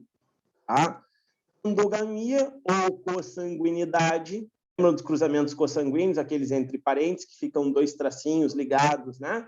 Os cruzamentos consanguíneos tendem a fixar indivíduos com predominância de genótipos homozigóticos. Uma tendência, não quer dizer que seja uma regra, tá? O que significa que tende a aumentar a frequência de um determinado genótipo. Bom, fluxo gênico tem a ver com o neodarwinismo, entrada, migração ou saída, migração significativa de indivíduos na população promove a alteração na frequência do pool gênico existente. Toma cuidado com esse conceito aqui, pool gênico. É um aumento, é um aumento exacerbado de um gene em uma determinada população. Então, por exemplo, pode ser pela migração, pode ser pela soltura de animais exóticos numa determinada região, que podem reproduzir com animais nativos. Então, isso pode causar um pool gênico de um gene que não é comum àquela região. Por exemplo, aqui no Rio Grande do Sul, aí tu larga um peixe aqui nos nossos rios, ele acaba, sei lá, cruzando com um peixe nativo, e aí aquele gene que era uma frequência normal para nós, acaba alterando devido à introdução de uma espécie exótica. Então, exemplo, né, muitos indivíduos que migrarem da população, a frequência de um gene A se eleva, como eu acabei de dizer. Oscilação genética compreende, então, um processo, né? Ocorrem cruzamentos mais frequentes entre indivíduos portadores de um determinado genótipo, porém, ao acaso.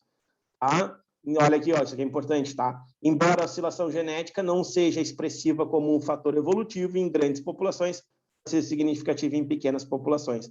onde pode promover alterações consideráveis do pool gênico. Então, essa oscilação gênica, ela vale mais para populações pequenas. Por exemplo, países pequenos. Okay? Variação genética e mutação genética. Então, a mutação é a fonte primária da variação genética, né? Pois a mutação introduz inovação que leva às diferenças genéticas. Aí a gente pode lembrar também lá da genética de populações, ou então simplesmente das mutações, que foi finalzinho lá das aulas de biotecnologia, tá? Aonde nós vimos que essas mutações, elas podem ser numéricas, número de cromossomos, tá? Ou ainda elas podem ser localizadas, gênicas, de genes. Lembra o que é gene, Lara? De genes. Tá? Então, genes é uma pequena sequência que codifica uma determinada característica. E eles podem trocar de local, eles podem se inverter, eles podem ser deletados, eles podem ser inseridos, né? Como a gente viu. Então, a maioria das mutações é expressa, né, como recessiva o fato que o gene normal é dominante sobre o gene mutante. Também, de novo, não é a regra, tá? Mas, de uma forma geral, sim. Evidências da evolução. Então, nós temos as evidências fósseis. Falta pouco, Duda, calma. Que a gente chama de evidências paleontológicas, tá? Então, temos vários. Então, os fósseis, né? Eles são uma evidência evolutiva, ok? Então, são vários. Aqui eu esqueci de colocar o Archaeopteryx, né? Que é aquela galinha misturada com réptil, que é o primeiro fóssil que a gente tem, né? Vamos dizer assim, desse elo entre répteis e aves, tá? É o Archaeopteryx, ok? Bioquímica comparada, olha que loucura isso aqui. Eu até hoje estava montando, na verdade eu já tinha essa aula pronta, só que eu gosto de modificar sempre de um ano para o outro, e aí estava modificando, estava procurando uma outra imagem. Então, olha isso aqui, a quantidade, né, de características genéticas idênticas a humanos, né, com vaca, com, sei lá, quem mais tem aqui? Quantos bichos aí? E, ó, que nós temos aqui a quantidade de moléculas idênticas, a diferença entre espécies contra o número de aminoácidos do citocromo C, que é um aminoácido que participa aí da respiração celular. Nós temos semelhanças. Então, toda a matéria viva, né, apresenta 97%, etc. As moléculas presentes, né, as enzimas presentes, e assim por diante. Então, é muito parecido aí o que é composto, né, todos nós seres vivos. A outra evidência são os órgãos homólogos. Toma cuidado com isso aqui derruba muita gente, tanto os homólogos como os análogos, tá? Braço do homem, nadadeira da baleia, asa do morcego e pata do cavalo. Eles têm, veja bem, tá vendo que são todos mamíferos? Que eu quero te chamar a atenção. Se são todos mamíferos, okay? Eu tenho o que aqui? Eu tenho, então, uma origem embriológica semelhante, porque eles pertencem ao mesmo grupo. Tanto é que os ossos, estão pintados na mesma cor. Eles têm formatos diferentes porque apresentam funções diferentes. Nós temos um membro superior, nós temos um membro dianteiro, nós temos um membro adaptado ao voo, um membro adaptado ao nado. Mas os ossos são os mesmos. Okay? Então, isso que nós chamamos de órgãos homólogos. Agora, toma cuidado quando falar de irradiação ou divergência adaptativa. E aí eu estou me referindo não mais à parte embriológica, mas o que um animal pode, por exemplo, fazer, que é esse aqui. Isso aqui é uma irradiação. Pensa assim, irradiou, saiu de um centro, partiu para outros vários. Então, olha aqui, esse aqui foi o primeiro mamífero a existir. Esse primeiro mamífero virou não, né? Mas com o tempo foi se transformando em lobo, chimpanzé, em preguiça, em morcego, assim por diante, baleias, ursos. E isso foi uma irradiação adaptativa. Ele irradiou. Vamos dizer assim, ele se transformou em outros seres vivos. Tá? Então, órgãos homólogos é uma coisa e radiação é outra. Bom, aqui os órgãos análogos, ou seja, né? Olha lá, nadadeira de uma baleia, mamífero, golfinho, que é um mamífero, tubarão, um peixe, o ictiosauro, que é um fóssil. Ou seja, eu tive aqui? Eu tive animais de origens diferentes, veja bem, um peixe, um mamífero.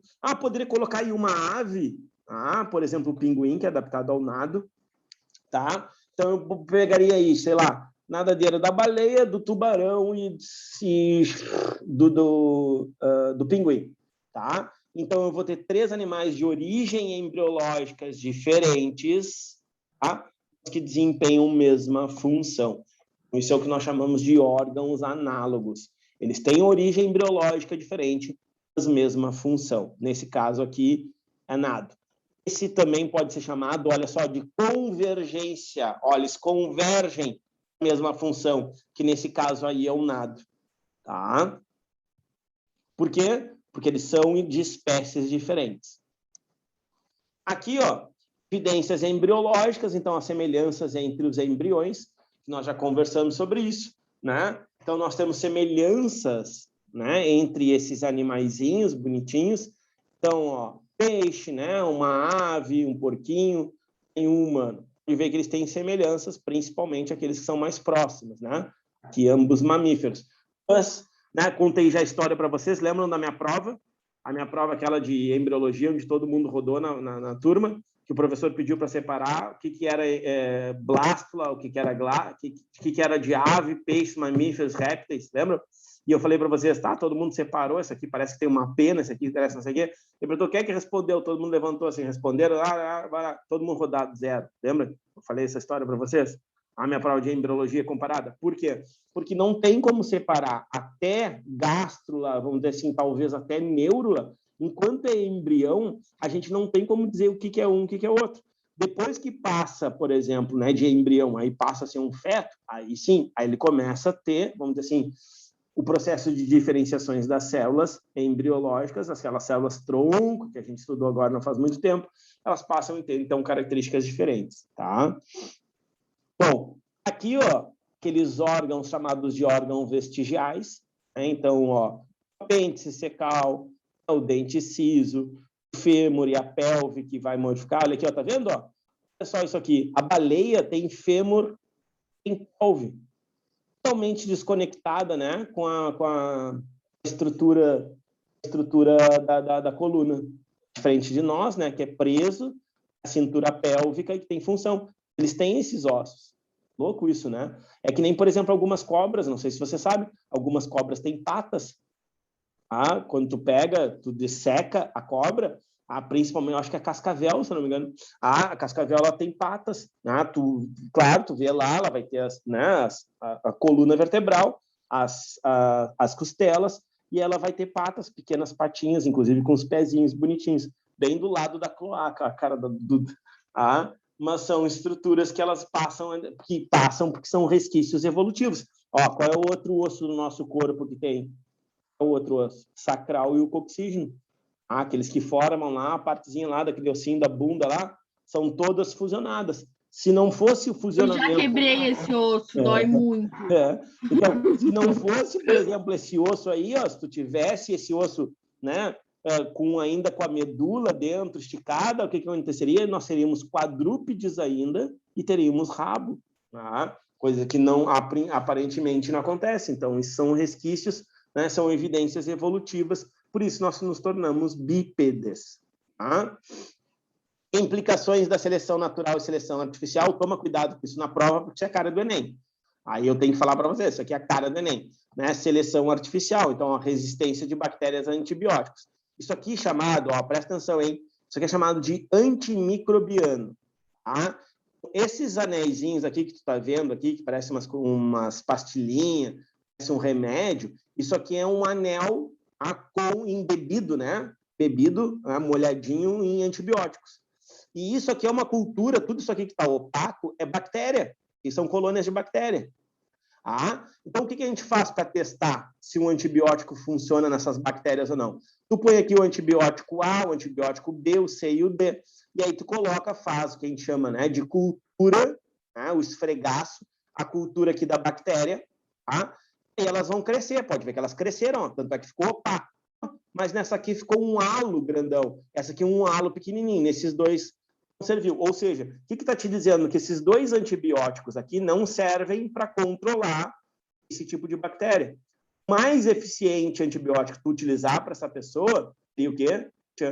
Aqui. Tá? Então, ó, antes da seleção, após a seleção, população final. Tá? Então, tu vai ter bactérias resistentes. Tu utilizou, de repente, um antibiótico não da forma correta, e aí tu selecionou bactérias resistentes.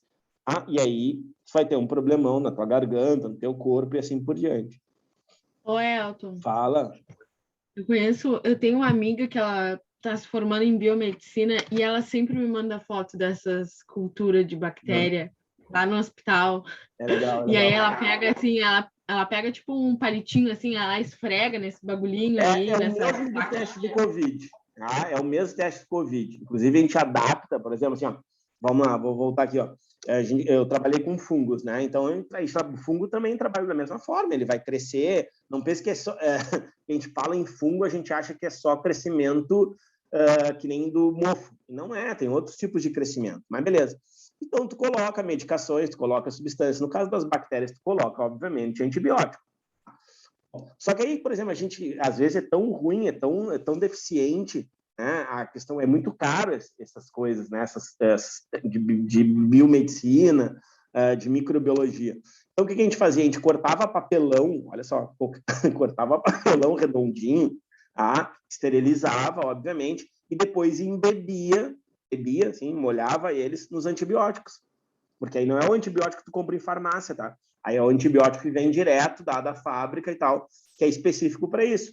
É a mesma coisa, vai ter, sei lá, rampamicina, vai ter amoxicilina, as mesmas que tu utiliza aí para problema de garganta, alguma infecção bacteriana, alguma coisa. E é isso, se utiliza muito. O material é sempre o mesmo, não muda muito. Vocês vão ter aula prática disso aqui, mais cedo ou mais tarde, vocês vão ter aula prática disso aqui. Aí, aqui, ó, uma questão mais ligada à questão ambiental, mais a cara do Enem, né? Seleção inseto-praga, olha só, resistente a inseticidas. Então, ó, isso o tratamento, tu utiliza inseticidas, ele mata alguns, né, insetos naquela região, e tu vai ter o quê? Insetos sensíveis a inseticidas morreram. Os insetos que são resistentes sobreviveram. E aí tu vai criando as super pragas, né? Porque aí tu vai ter o quê? Tu vai ter insetos muito resistentes, o inseticida não resolve, não tem predador natural, a chuva favorece, o calor favorece, aí tu tem aquelas nuvens, por exemplo, dos gafanhotos que nós já conversamos, na ecologia, nos insetos, num monte de lugar. Já conversamos várias vezes sobre isso. Ô, Elton. Fala. Eu estava fazendo o Enem de 2019 de humanas, e aí caiu uma questão assim, olha, falando o IBAMA, falando que está investigando extermínio de abelhas por intoxicação por agrotóxicos em colmeias de São Paulo e Minas Gerais, e os estudos com inseticidas do tipo neonicotinoides devem estar concluídos no primeiro... Tá, falando de um problema de escala mundial, não sei o que, não sei o que. Aí depois fala assim, qual a solução para o problema apresentado garante produtividade da agricultura moderna? Aí tinha preservação da mata ciliar, adoção da prática de adubação química, utilização da técnica de controle biológico, ampliação do modelo de monocultura tropical, intensificação da drenagem do solo de várzea. Aí eu botei utilização da técnica de controle biológico, né? Mas, tipo, quando eu li essa questão, eu não sei se tá certo, quando eu li essa questão, eu fiquei, cara, como é que isso aqui tem em geografia, pelo amor de Deus? Porque aí fala na verdade, tudo da bem monocultura. Fala de agronomia, mas tipo, tu tem que saber de biologia. É aquela parte da geografia, que é chamada, como é que é? Geografia...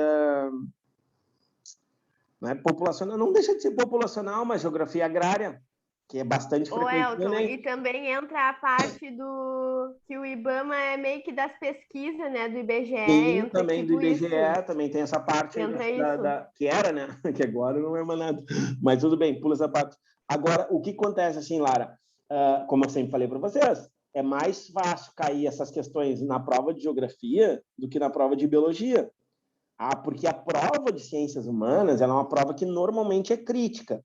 Bom, o que está acontecendo esse ano, não sei, vocês devem ter visto, né? Várias pessoas pediram demissão. Aí aquela história, que fica essa briguinha aí, como é que é? É ideológico, é não sei o que, não sei o que. Vamos lá, mas são 30 e poucos técnicos, né? Que ganhavam para estar lá cuidando do Enem, que simplesmente disseram assim, ó, não, nós estamos saindo fora porque as decisões não estão sendo técnicas. Ou seja, então ela vai vir num cunho ideológico também, só que de uma outra ideologia, que não o que a gente estava acostumado, de preocupação com o ambiente. Quer dizer, isso é o que eu interpreto, não quer dizer que seja uma verdade. Elton, tá, o que muda para mim? Nada, entendeu? Não muda nada para vocês, entende? Desde que não tenha vazamento, desde que não tenha, né, saia o gabarito para alguém antes, para vocês não muda nada. Porque independente do viés ideológico da prova, né, já que se fala tanto nisso, né, viés ideológico de quem organizou e tal, ou das questões, cara, vai remeter sempre às mesmas coisas, entendeu, Lara?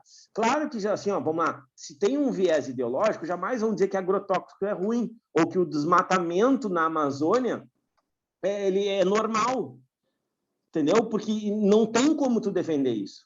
Não tem. E não vai ter questões no banco de dados nisso. Então, por exemplo, assim, a gente sabe que o viés ideológico hoje é desmatamento, é isso aí, blá, blá, blá, blá, como se fosse algo normal que não tem importância. Só que tu entende que eles não vão colocar isso na prova. O desmatamento da Amazônia é legal ou não é? 2 pontos. Letra A, sim. Letra B, não. Entendeu? Não vai vir assim a prova. Então, assim, ó, isso é o de menos. Isso serve, por exemplo, para tu ler bastante sobre isso. De repente, por uma questão de redação, ou essas questões assim ligadas a essa outra parte. Agora, na prova de biologia, na prova de geografia, não vai vir com esse, vamos dizer assim, com essa intenção ou com essa maldade, entende? Para favorecer grupo A ou grupo B, o que tu pensa de A ou tu pensa B. Não vai. Agora, por exemplo, de novo, as questões agrárias normalmente caem na prova de geografia. Por isso, quando eu falo para vocês da questão dos gafanhotos, quando eu falo das superproduções, as superproduções ou as supermonoculturas, elas vão gerar também pragas. Isso é uma coisa óbvia. Se tu vai encher de inseticidas, lembra, o inseticida nunca é 100%. Até esse que os caras vendem aí, Baygon, SBP, não sei o que, 98% de eficiência. Tá vendo que tem 2%? Então, esses 2% não é aquele 1% vagabundo, mas é 1%, por exemplo, ou 2% que vai fazer com que os insetos sobrevivam e que se reproduzam e que tenham, né? Que daqui a 2 anos, eles tenham que fazer o quê? Produzir um novo lá, e aí aquele que tu guardou lá todo ano, né? Deixasse lá no cassino, lá, ou tu tá lá na tua casa escondidinho, aí tu vai usar, não funciona, o mosquito não morre nunca, aí tu compra um outro, e assim vai. A indústria funciona dessa maneira. Só que isso também, por exemplo, para bactérias é um problema, principalmente se acontece mais esterilização de equipamentos, né? É o grande problema, vamos dizer assim, pensando especificamente de hospitais. Aí tu tem um problema, porque aí tu gera superbactérias, assim, uma infecção hospitalar, ela mata a pessoa em 48 horas, se isso, às vezes até menos. Tá? Ainda, né, adaptações, vamos dizer assim, né, em relação ainda à evolução, que é a camuflagem e o mimetismo, tá? Então, a camuflagem, só para lembrar, indivíduos que apresentam cores ou formas similares ao substrato. Tu te camufla, tu te esconde no ambiente. Olha lá, lembra a adaptação do leão lá? E o mimetismo, mímica, né? Lembra da mímica? O Elton está imitando um macaco, o Elton está imitando um gafanhoto, o Elton está imitando, sei lá, um chimpanzé. Tá? Então, eu vou imitar um outro animal. Olha só, indivíduos apresentam cores ou formas similares a outros organismos. Aí eu não estou imitando o ambiente, eu estou imitando um outro organismo. Aqui, essa borboleta imitando o rosto, né, de uma coruja. Isso aqui, olha para cá. Eu tenho aqui uma formiga imitando quem? Uma aranha. Tá? Inclusive, lembra? Insetos são 6 pares. Olha aqui, ela produz um outro aqui, que não é pata, tá vendo aqui? Vou dizer que tem 8. Olha só que loucura. Para imitar uma aranha, na verdade, isso aqui é uma formiguinha. Tá imitando uma aranha, ou seja, um aracnídeo, ou seja, tem pessoas. Qual é o nome dessas patinhas da aranha que não é pata, que tu me falou? Da aranha? Os pedipalpos são aqueles falsos na frente e as quelíceras são as que têm as peçonhas. Tá? Aí, quase que por último, né, os tipos de especiação. Tá? Isso aqui já caiu no Enem, tá? Mas não é comum de aparecer. Mas aí sim, quem for fazer vestibulares, sim. Então, nós temos alguns tipos, né? Alopátrica, peripátrica, parapátrica e simpátrica, tá? Eu gosto dessa imagem porque ela explica bastante, né? Ela diz bastante o que isola do quê. Então, vamos lá, ó. Alopátrica, que é a mais comum, tá? O avanço do isolamento reprodutivo. Aqui tu tem um isolamento por barreira. Alopátrica, tá? Pois, ó, a peri de periferia, pessoal. A periferia, periférico. Surgimento de um novo nicho. Olha aqui, ó. Um novo local. Vendo? Tá? Então, essa população se desenvolve num novo local. Ela se desprende do novo local. Aqui eu tenho uma barreira. Bom, a parapátrica. Olha lá, ó. Parapátrica. O surgimento de um novo nicho, mas, olha lá, ó. Uma região, vejam aqui uma região, tá vendo aqui, ó? Essa região aqui intermediária, eles continuam tendo contato, vendo? Tá? E aí eu tenho, olha só, tá? Eu tenho também a simpátrica, aonde eu tenho o desenvolvimento de uma outra população dentro da população. Qual é a diferença desses dois aqui? Da parapátrica da simpátrica. Se vocês enxergarem isso, tá para mim, já ganhei a noite. A parapátrica da especiação, o que é especiação? Surgimento de novas espécies. Especiação quer dizer isso. Tá? É a forma com que novas espécies existem. Essa aqui é por uma barreira. Essa aqui é porque um grupo se sai do local onde vive e vai viver em outro. A segunda, peripátrica. Já, olha só, na parapátrica e a simpátrica, nós temos elas juntas, mas elas têm diferença. Qual é a diferença? As mais difíceis de quando cai da gente enxergar, porque normalmente essas questões não vêm com desenho, porque desenho é mais tranquilo de enxergar. Tu grava esse desenho aqui, tu chega na prova, pum, tu acerta. Lembra até a ordem. Fala. Esse ano caiu uma questão de população no Enem. Era tipo... Era como se fossem uns símbolos, assim, e aí eles se juntavam, aí depois dividia, aí depois juntava de novo, aí tinha uma cor para cada um. Isso. E eu errei essa questão, eu não consegui fazer. Eu achei muito difícil. Porque as questões de evolução, normalmente, elas são chatinhas. Quando vem com essa questão de... né? Aí, o que a gente tem que enxergar? Olha só. Surgimento de um novo nicho. Polimorfismo genético. Que é um polimorfismo, muitos, morfo, forma. Então, eu tenho diversas formas genéticas. Então, eu vou explicar para vocês. Vamos lá. Essa aqui é uma barreira. Então, surgiu, por exemplo, um rio aqui no meio. E metade da espécie ficou de um lado, metade da outra espécie ficou do outro. É a mais comum, mais simples, mais tranquila. Alopátrica. Ô, Elton. Fala. Uns se reproduziram e aí o outro mudou muito e aí não se reproduziram mais? Quase. Tá? Aí, nesse caso aqui, surgiu pela barreira. Pode ser um rio, pode ser os Andes que se formaram, e aí, sei lá, ficou metade de um lado. Pode ser uma ilha, entendeu? Ter formado duas ilhas aqui, beleza. Aqui o que aconteceu? O surgimento de um novo nicho, então eles vão habitar outro local. A gente sai daqui de Rio Grande e vai lá para Querença. Lá para Querença, tá? Para meio do lado dos parque eólico. A gente vai habitar um outro local onde as pessoas não habitam. Vamos passar milhões de anos sem ter contato com essas pessoas aqui. Eu formei duas espécies diferentes. Peripátrica, periferia, está ao redor. Agora, olha só, surgimento de um novo nicho dentro de um nicho. Vendo que aqui eles continuam tendo contato? E aqui a gente continua no mesmo local. Só que, como eles têm polimorfismo, o que aconteceu genético? Houve modificações genéticas na população, e aí vou te dar um exemplo que é muito clássico, tá? De insetos. Por exemplo, o macho tem um aparelho reprodutor que não cabe na fêmea. Então, eles vão ter que reproduzir somente com aqueles que a fêmea se reproduz, com um tamanho diferente. Então, o macho não consegue alcançar para reproduzir com a fêmea. Pode ser 2 insetos, 2 moscas. Tá? Então, a mosca, por exemplo, fêmea, ela cresce muito, então ela fica no rosa. E aí vai ter só reprodução com aqueles machos que crescem muito e conseguem alcançar o aparelho reprodutor feminino. Já aqueles que têm um aparelho reprodutor pequeno, só vão se reproduzir com o aparelho reprodutor pequeno. Tá vendo?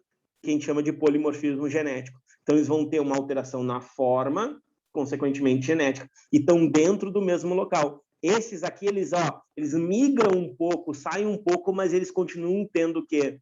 Um modelo, vamos dizer assim, vamos pegar, já que nós estamos vivendo isso, um modelo híbrido, que é a palavra da moda, né? Ou seja, eles têm uma parte que ainda há mistura da espécie, vamos dizer assim, original para a espécie nova que está se formando. Eles continuam com contato, mas não se reproduzem, mesmo compartilhando ainda, né?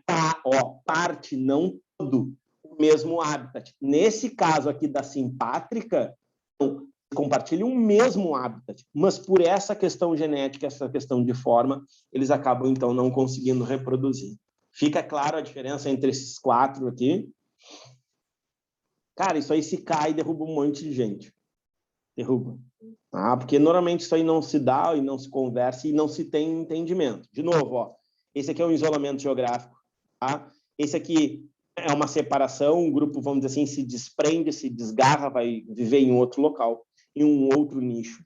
Tá? Aqui nós temos ainda esse modelo híbrido, eles continuam compartilhando parte do mesmo habitat, mas não se reproduzem mais. Tá? E aqui não, que eles continuam no mesmo habitat, mas por essas questões morfológicas, tá? Eles acabam, então, não se reproduzindo. Tamanho, normalmente é isso aí, é o exemplo que tem clássico, né? Tamanho, por exemplo, de aparelho reprodutor dos insetos, tá? E para finalizar, né, a evolução humana, que às vezes aparece alguma coisinha. Então, na evolução humana, novas descobertas, né? Então, olha só, alguns anos atrás, homem neandertales, Homo sapiens neanderthalis, subespécie de Homo sapiens. Atualmente, pesquisas com DNA mitocondrial. Olha esse DNA mitocondrial, hein? Um fóssil de Neandertal, nós temos, então, eles como espécies diferentes. Então, no Homo neanderthalis e Homo sapiens. Então, antigamente, era considerado tudo primo, parente, né? E aí nós temos na evolução humana, a história que todo mundo acha que era uma forma linear, e ela nunca é linear. Okay? Ela é sempre o quê? Sempre diversa, maior diversidade. Então, hoje, o único hominídeo que nós temos, somos nós, tá? O Homo sapiens. Bem? Fechou, então? Que loucura, hein? Se quiser, só em ponto, 21h40.